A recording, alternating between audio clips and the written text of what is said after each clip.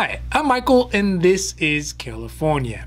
In this very afternoon, Nancy Pelosi and House Democrats have fired back at Republicans a new, revised version of their HEROS Act proposal.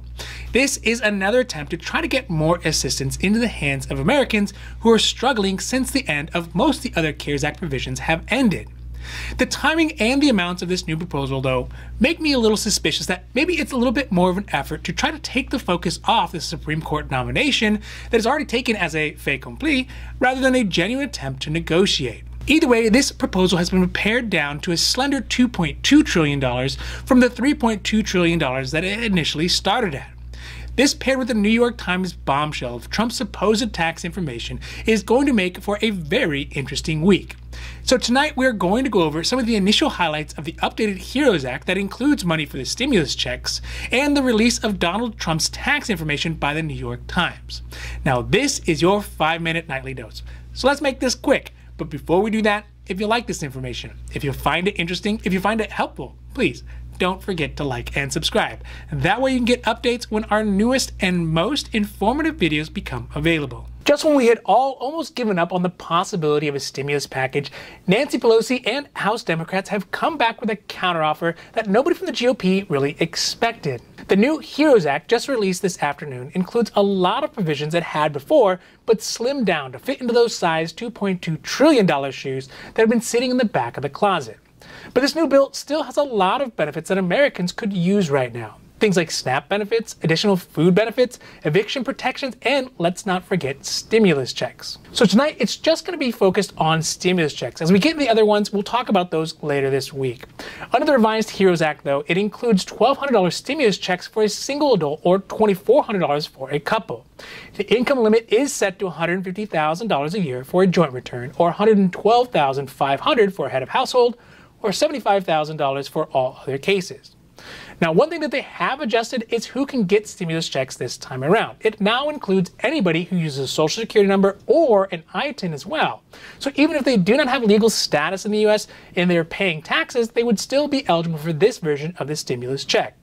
Now, one of the areas that they did pare down from the initial HEROS Act is the dependent stimulus check, which is backed to $500 per dependent, but does not limit the dependency to people who are under the age of 17, like in the initial CARES Act. Speaking of taxes, over the weekend, the New York Times released what is purportedly the tax information for one Donald J. Trump for multiple years.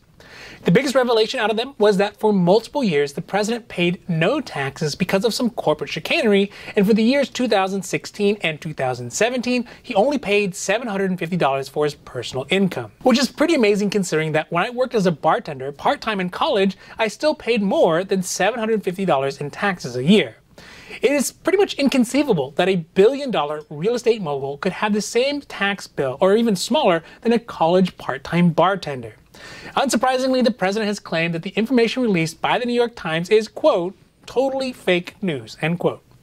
And the president's lawyer, Alan Garten, said that over the past decade, President Trump has paid tens of millions of dollars in personal taxes to the federal government, end quote. So far, Trump has not released his official tax returns, as is the common practice of presidential candidates.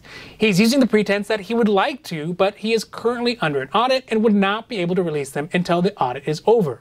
Now, of course, the audit has been going since 2016. So without official documentation, it may be difficult to really know if what the New York Times has is Trump's real tax information.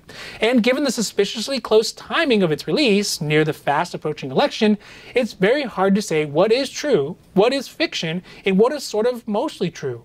I guess perhaps maybe that's really the point. Needless to say, for Monday, things have accelerated rather quickly. But with the election looming, all political action becomes more suspicious in its intent. For example, a new, smaller stimulus package from the Democrats.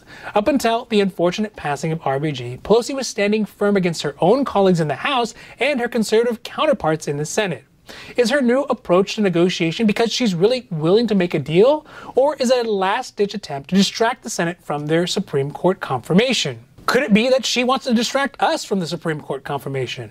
The timing is definitely important in understanding the motive. And the reality is that Republicans will not let hell or high water get between them and a new conservative Supreme Court justice. As for Trump's taxes, if they're real or if they're not, will they really have an effect on a president who is notoriously slippery when it comes to people trying to stick controversies to him? We all know he's not the kind of guy you want your sister to be dating, but has that ever affected his ability to win? My only hope is that all this mudraking and all this politicking is not the only ammunition that Democrats have to try to beat this president. Because if it is, then we are going to be in for a very long, very wild next 4 years. Now, this has been your 5-minute nightly dose. I hope that you found it interesting or helpful or at least useful. Then if you did, please don't forget to like and subscribe.